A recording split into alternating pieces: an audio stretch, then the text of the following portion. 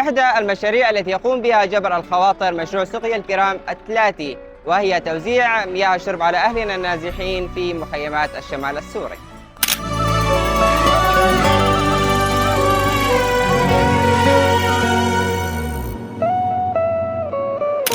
الخير لا تدري بمن أعطي سيأتيك الثمن، والله لا ينسى وكم بالخير قد رفعت محن.